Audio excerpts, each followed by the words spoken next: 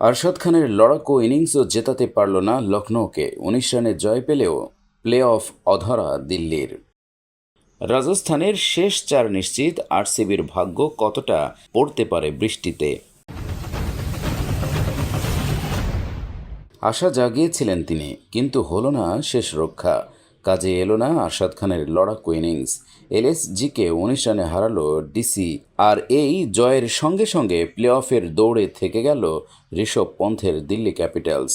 অভিষেক পোড়েল ও Tristan স্টাফসের অসাধারণ batting প্রদর্শনের পর বল হাতে ভেলকি দেখালেন দিল্লি ক্যাপিটালসের অভিজ্ঞ পেসার ইশান্ত শর্মা।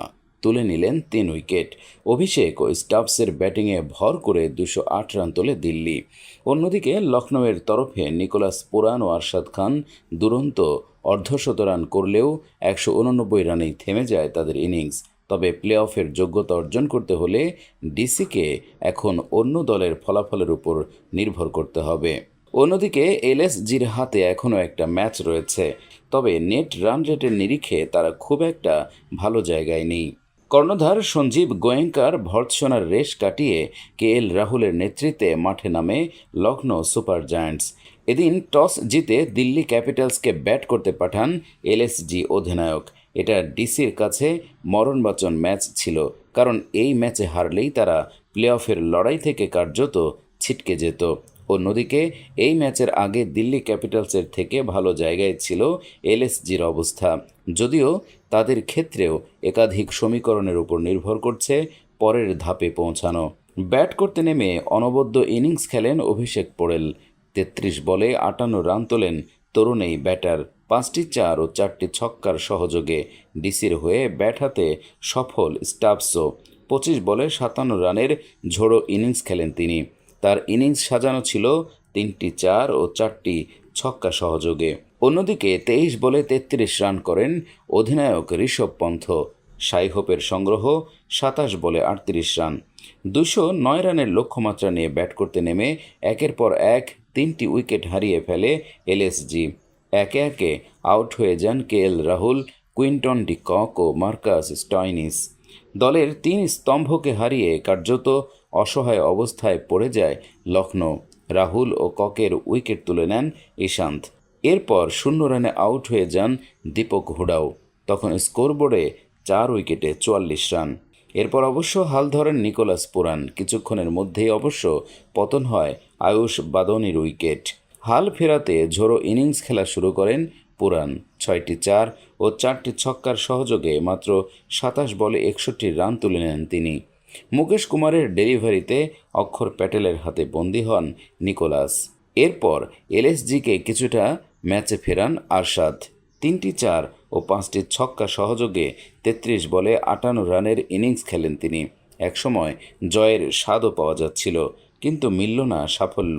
তার লড়াকু ইনিংস কাজে এলো না। ১৯ রানে এলএসজিকে হারিয়ে দিল ডিসি। রাজস্থানের শেষ ৪ নিশ্চিত, আরসিবির ভাগ্য কতটা পড়তে পারে বৃষ্টিতে। আইপিএলের দ্বিতীয় দল হিসেবে প্লে অফ পাখা হয়ে গেল রাজস্থান রয়্যালসের, কেননা তাদের মতো ১৬ পয়েন্টে পৌঁছতে পারে শুধু চেন্নাই সুপার কিংস ও সানরাইজার্স হায়দ্রাবাদ। দিল্লি ক্যাপিটালস শেষ করল ১৪ পয়েন্টে। নেট রান রেট রইল নেগেটিভেই। লখনৌ সুপার জায়ান্টসও এক ম্যাচ বাকি থাকতেই ছিটকে গেল। আরসিবির কাছে শেষ ৪-এর রাস্তা খোলা, কিন্তু রয়ে গেল বড় চিন্তা। কলকাতা নাইট রাইডার্স পয়েন্ট তালিকার শীর্ষে আছে ১৩ ম্যাচে ১৯ পয়েন্ট নিয়ে। রাজস্থান রয়্যালসের ১২ ম্যাচে ১৬ পয়েন্ট। নেট রান রেট ০.৩৪৯। চেন্নাই সুপার কিংসের ১৩ ম্যাচে ১৪ পয়েন্ট। সানরাইজার্স হায়দ্রাবাদের ১২ ম্যাচে ১৪ পয়েন্ট। সিএসকের নেট রান রেট ০.৫২৮। সানরাইজার্সের ০.৪০৬। দিল্লি এখন উঠে এলো ৫-এ, ১৪ ম্যাচে ১৪ পয়েন্ট নিয়ে। তবে তাদের নেট রান রেট -০.৩৭৭। ৬-এ থাকা আরসিবির ১৩ ম্যাচে ১২ পয়েন্ট, নেট রান রেট ০.৩৮৭। লখনৌয়ের ১৩ ম্যাচে ১২ পয়েন্ট, হারের হ্যাট্রিকে নেট রান রেট -০.৭৮৭। ফলে লখনৌ সুপার জায়ান্টস যদি শেষ ম্যাচে মুম্বাই ইন্ডিয়ান্সকে হারায়, তবুও তাদের প্লে অফে যাওয়ার চান্স নেই, কারণ জঘন্য net run rate. Sunrisers Hyderabad রয়েছে সুবিধাজনক জায়গায়। হায়দ্রাবাদেই তাদের ম্যাচ রয়েছে বৃহস্পতিবার গুজরাট টাইটান্স ও রবিবার পাঞ্জাব কিংসের বিরুদ্ধে। ফলে সানরাইজার্স সর্বাধিক 18 পয়েন্টে যেতে পারে, একটিতে হারলে হবে 16 পয়েন্ট। পাঞ্জাব কিংস শেষ ম্যাচে কার্যত ভাঙাচোরা দল নামাবে হায়দ্রাবাদে। গুজরাট টাইটান্সও বিদায় নিয়েছে মোটিভেশন তলানিতে, ফলে ফেভারিট সানরাইজার্স। শনিবার রয়্যাল চ্যালেঞ্জার্স বেঙ্গালুরু নিজেদের মাঠে খেলবে চেন্নাই সুপার কিংসের বিরুদ্ধে। আরসিবিকে প্লে অফের দৌড়ে থাকতে শেষ ম্যাচ জেতা ছাড়া গতি নেই। চেন্নাই প্রথমে ব্যাট করে 200 রান তুললে তা 18.1 ওভারে তুলতে হবে আরসিবিকে, কিংবা প্রথমে ব্যাট করে 200 রান তুলে 18 রানে জিততে হবে।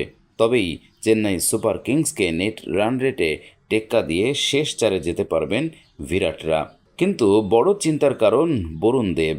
আবহাওয়ার পূর্বাভাস অনুযায়ী শনিবার বেঙ্গালুরুতে বৃষ্টির সম্ভাবনা 80%। বিকেল 5টা থেকে রাত 11টার মধ্যে বেশি বৃষ্টির সম্ভাবনা, ফলে ম্যাচ পণ্ড হয়ে যেতে পারে। সেক্ষেত্রে চেন্নাইয়ের পয়েন্ট হবে 15, যা ধোনিদের পৌঁছে দেবে শেষ 4-এ। বিদায় নেবে আরসিবি। ফলে বিরাট ও আরসিবি ভক্তরা প্রার্থনায় যাতে আবহাওয়ার পূর্বাভাস না মেলে খেলা হয়। বিশ্বকাপের প্রথম সেমিফাইনালে রিজার্ভ ডে থাকলেও দ্বিতীয় সেমিফাইনালে থাকছে না। আসন্ন টি-20 বিশ্বকাপের দ্বিতীয় সেমিফাইনালে বেঁধেছে ঝামেলা। আইসিসির সব টুর্নামেন্টে সেমিফাইনাল ফাইনাল ম্যাচের জন্য আলাদা করে থাকে রিজার্ভ ডে। প্রথম সেমিফাইনালে রিজার্ভ ডে থাকলেও থাকছে না এই ম্যাচে, এমনটাই জানিয়েছে ক্রিকেট ভিত্তিক ওয়েবসাইট ক্রিকবাজ।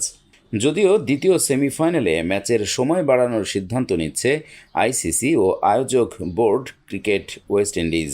আবহাওয়াজনিত বা অন্য কোনো কারণে খেলা আয়োজনে ব্যাঘাত সৃষ্টি হলে ম্যাচের নির্ধারিত সময়ের পর আরও 250 মিনিট অপেক্ষা করবেন আম্পায়াররা, কিন্তু কোনোভাবেই ম্যাচ পরের দিন যাবে না। কেননা 29 জুন ফাইনালের আগে কেবল একদিনে বিরতি রাখা হয়েছে। সেই ফাঁকা সময়টা ভ্রমণের ফাইনালের ভেন্যুতে যাওয়ার জন্য দেওয়া হয়েছে 2 ফাইনালিস্টকে। যদিও আগের 2 আসরে ফাইনালের আগে 2 দিনের বিরতি রাখা হয়েছিল। এবারের আসরে প্রথম সেমিফাইনাল মাঠে গড়াবে 26 জুন ত্রিনিদাদ অ্যান্ড টোবাগোতে, যা শুরু হবে স্থানীয় সময় রাত 8:30টায়। এদিন ম্যাচের পুরোটা সময় জুড়ে বৃষ্টি হলে খেলা গড়াবে পরের দিন রিজার্ভ ডেতে। দ্বিতীয় সেমিফাইনাল অনুষ্ঠিত হবে 27 জুন গায়ানায়, যা শুরু হবে স্থানীয় সময় সকাল 10:30টায়। পরের দিন যেহেতু ট্রাভেল ডে, তাই রিজার্ভ ডে রাখা হয়নি এই ম্যাচের জন্য। সাধারণত একটি টি-20 ম্যাচের জন্য 4 ঘন্টা সময় বরাদ্দ থাকে, কিন্তু বৃষ্টি এলে এই ম্যাচ শেষ করার জন্য আরও 4 ঘন্টা সহ মোট 8 ঘন্টা অপেক্ষা করবেন আম্পায়াররা। ফলে জয়ী দল যাতে পরের দিন ফাইনালের ভেন্যু বারবাডোস যেতে পারে।